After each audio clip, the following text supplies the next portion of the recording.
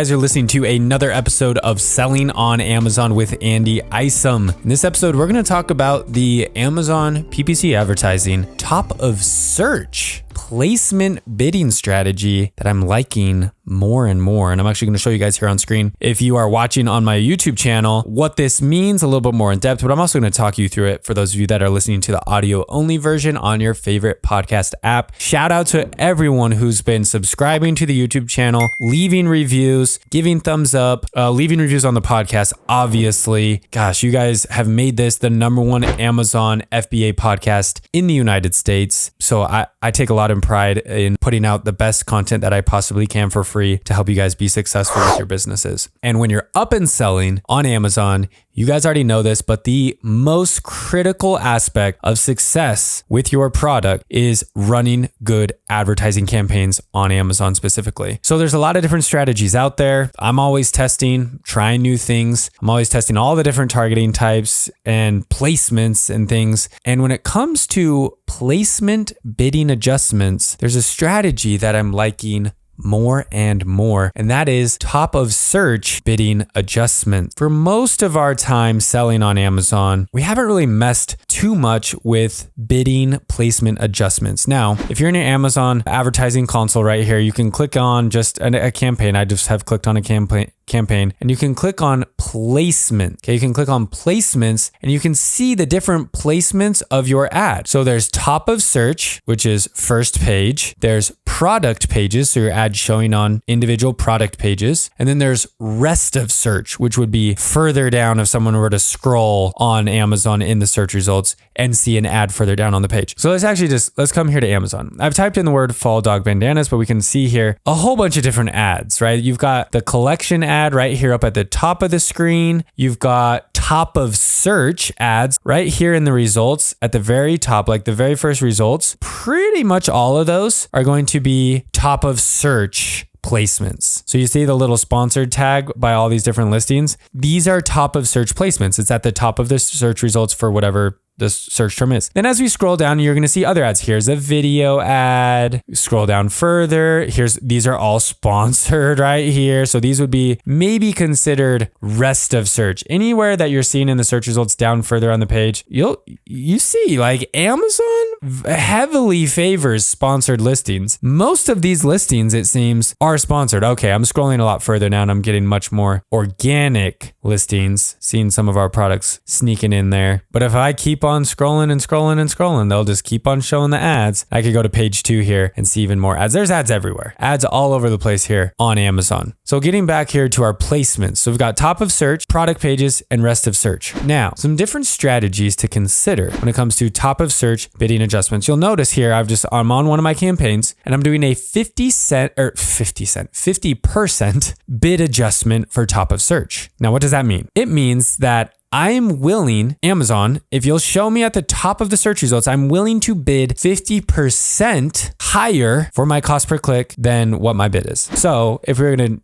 just do easy math, let's say my bid is $1 for keywords in this campaign. If my bid is set to $1, but I do a 50% bid adjustment for top of search, I'm telling Amazon, okay, I'm willing to spend $1 per click on product pages and rest of search. But if you're willing to show me in the top of the search results, I will spend $1.50, right? That is a 50% increase of $1. So my cost per click for top of search could potentially be $1.50 or less because I'm doing down only bidding, but it could be $1.50. And then everywhere else, the cost per click would be, in theory, $1 or less because I'm doing down only bidding. So what does this do for your campaign? The higher your bid adjustment for top of search, or you could do product pages, but we're talking specifically top of search. The higher your bid adjustment, the more likely that you're going to get more of your campaign budget spent on top of search. So with a 50% bid adjustment, yeah, it's going to send more impressions there. You can see if you're watching on YouTube, you can see I'm getting 6,000 impressions in the last month, or this month, I should say, which is about pretty much 30 days. 6,000 impressions top of search, 65,000 in product pages, and 44,000 in rest of search. But I believe, I can't remember when I made this change. I can actually look in the history and see. Bid adjustment was made. It was made yesterday. There you go. So I made this adjustment yesterday for this specific campaign. So it has not been long at all. But over time, when I go back to my placements, I should see more and more impressions are going to top of search because I am spending more money there. I'm having a higher bid, higher cost per click there. Now, why would you do this? Why would you do a bid adjustment for top of search? Or when would be the scenario that you would do that? Couple scenarios. When you see that you have a nice low ACoS in your top of search without any bid adjustments, let's say you haven't done any bid adjustments, it's just set to 0. And this is what I start all campaigns with. My clients that I set up campaigns for,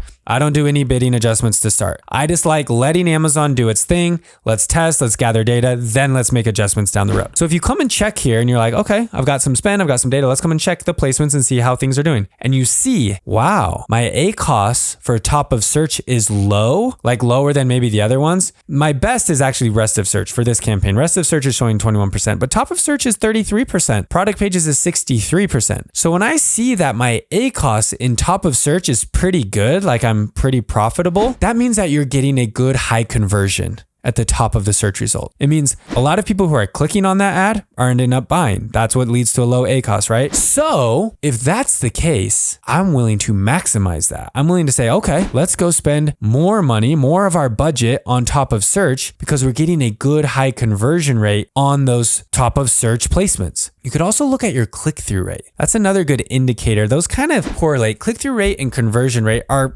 very highly correlated. Chances are if you have a high click-through rate, the conversion rate's also going to be high. So if you see a good high click-through rate, like this is showing at 7.9% click-through rate for top of search, that means a lot of people who search whatever it is they're searching, and then they see your product right there smack at the top of the search results, they're clicking on it. They're liking it, catching their attention. So a nice high click-through rate, I would say a good high click-through rate, maybe 5% or higher, 6-7% or higher. If you see that in top of search, another good indicator to say, maybe we should do a bid placement adjustment for top of search because a lot of people who see my stuff at the top of the search results are clicking it. And then again, if you check that ACoS and it's in a good shape, a lot of people are buying. So let's maximize that. Because remember, you have to think about the shopping experience of a customer. This is not just on Amazon. This is on any platform, any website. People have short attention spans. Think about your own shopping experience shopping on Amazon. When you go to search for something on Amazon, anything, I don't care what it is, you type it in on Amazon and you hit search and you see the results and you start to scroll. How far do you end up scrolling before you make a purchase? Not very far, most likely. There's a lot of different data out there, but a lot of data that I've seen and read from just studying like how far people make it down a page, like in the Google search result. If you show up on page 1 of the Google search results for like, go to Google and search how to tie a tie, how to change a spare tire, a tire, something like that. The first page of the Google search results get something insane like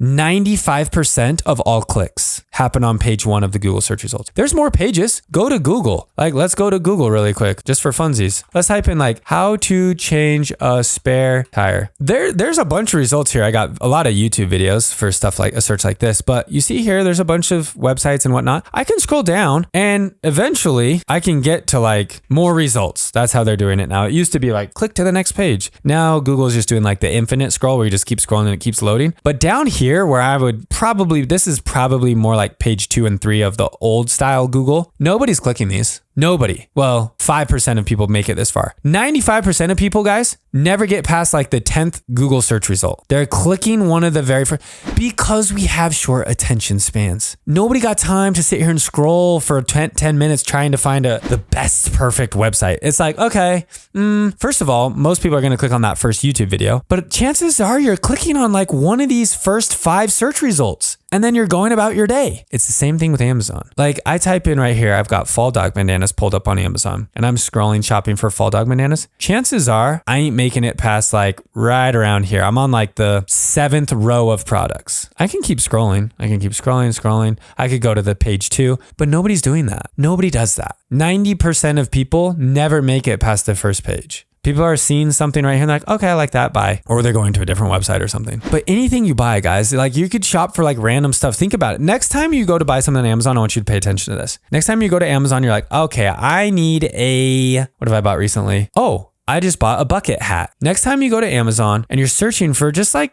some product that maybe you want to buy, pay attention to how far you actually make it scrolling before you click on a product that you end up buying. I bet you don't make it very far. That's why top of search placement is so valuable, because again, most people don't make it that far. That's why you see the click-through rate here at top of search, 8%. And the click-through rate on product pages is 0.21%. And rest of search is 1.3%, which is actually a pretty good click-through rate. It's because people don't make it that far. They're like 8% of people, 1 out of 10 almost, we'll call it almost 10%. So 1 out of 10 people are clicking right here at the very top of the search results because they're like, oh, that one looks pretty good. Click buy. Because we're impatient human beings. So if you can pop right here at the top of the search results, you're going to get a lot more clicks. And hopefully, if your product's good, it's what they're looking for, you're going to get a lot more sales. So we talked about, thinking about doing a bid adjustment based on if you have a good low ACoS and a high click-through rate. But let's say you don't have a lot of data that supports a high click-through rate or a low ACoS. Another strategy that I'm really liking right now for top of search placement adjustment bidding, meaning you're increasing your bid for top of search, is for very, very relevant keywords. So we're talking probably phrase and exact match keywords. Broad, maybe not as much. You can test, you never know. But more specifically, I'm thinking more phrase and exact match keywords, such as fall dog bandanas. If I was running my exact match keyword campaign for this product and I was targeting the keyword fall dog bandanas in that exact match campaign, that is very, very relevant to this SKU, right? This amber design that we have is a fall design. It's got pumpkins, it's brown, I don't even know how you say this color. Orange, is that a beigey color? Like it's these nice warm fall colors with some fun fall designs. So if someone is typing fall dog bandanas and they see this, chances are they're going to say, oh, hey, that's pretty cute. That's what I'm looking for. I'm looking for a fall style dog bandanas. Or maybe let's type autumn. AUTUMN.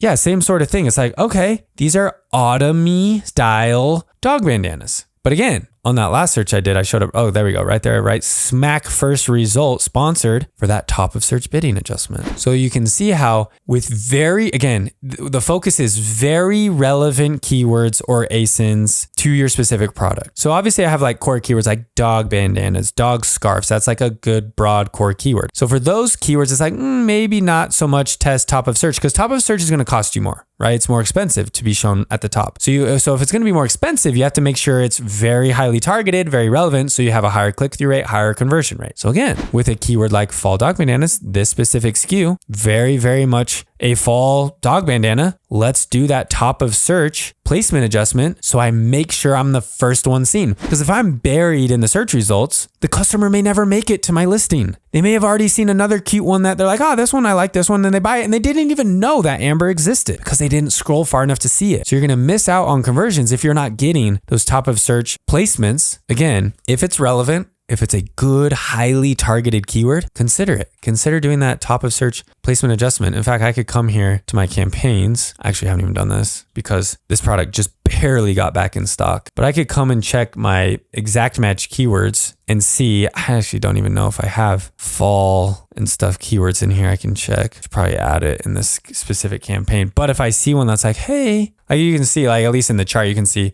sales are starting to pick up again because it's coming into fall season. I could maybe I set up a different exact match campaign, or I can just add it here, obviously, and think about those specific keywords for fall, autumn, and do a heavy top of search bid adjustment so that I make sure if someone types in autumn or pumpkin, crimson, like those keywords, right? I make sure I'm the first result in the search results. That's with that top of search placement adjustment bidding. Guys, if you test this out, again, I say this all the time, but if you test this out, I'd love to hear what you think. I'd love to hear what you think about the top of search. Are you using top of search adjustments? How are you using it? It can be a great way if you have a really good product, a seasonal product, a product that's crushing it with very specific keywords, utilizing that top of search to make sure you're capturing all those people who don't have patience, who never make it past page 1 on Amazon, that they're seeing your product and giving yourself a higher chance to get more sales. Guys, thank you so much for listening to this episode of Selling on Amazon with Andy Isom. We'll see you in the next episode.